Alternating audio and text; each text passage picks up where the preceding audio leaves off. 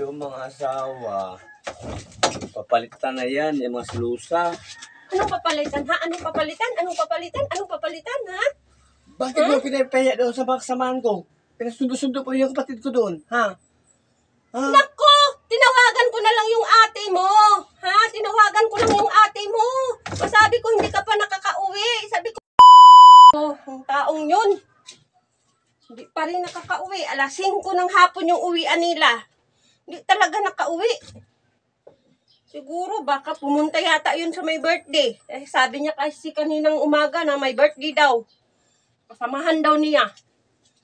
Ay, naku. Tawagan ko na nga lang si ate. Kasi doon daw banda sa kanila eh. Doon sa kay ate eh.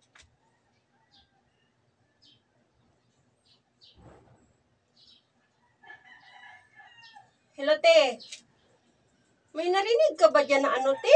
Na may nagkantahan dyan banda sa inyo, te? Kasi, yung kapatid mo kasi, hindi pa umuwi. Dapat umuwi, dapat sa mga alas 5, te. Kasi hindi talaga umuwi. O ano na, oras, te. O, mag-11 na, te. Buti nakagising ka pa dyan, te. Tawagan kita, te. Nakauwi yung kapatid mo. Nag-alala kasi ako sa kanya, te. Baka anong mangyari? Dahil lasing na sila sa mga kasamahan niya, hindi pa naman niya kilala yun, te. Mga kasamahan niya, hindi pa masyado niyang kilala yun. Tapos baka kung lasing na sila, hindi na nila alam kung anong gagawin nila. Kaya ano talaga ako, te? Nag-alala talaga ako, te. Hindi din ako makakatulog. O sige, te. Bye-bye, te. Ay, naku. Taong yun. A few moments later. Yun. Pa rin nakauwi. Yung mga asawa, papalitan na yan, yung mga slusa. Anong papalitan, ha? Anong papalitan? Anong papalitan? Anong papalitan, ha? Bakit mo pinapaya doon sa mga kasamahan ko? Pinasundo-sundo po yung kapatid ko doon, ha? Ha? Nako! Tinawagan ko na lang yung ate mo! Ha? Tinawagan ko lang yung ate mo! Sabi ko, hindi ka pa nakakauwi. Sabi ko, nag-alala ako sa'yo. Alam mo ba? Hindi mo alam na. Nag-alala talaga ako sa'yo.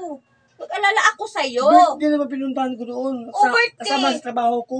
Eh, bakit hindi mo kasi sinabi sa akin na pupunta ka? Sabi mo lang na may birthday sa kasamahan mo.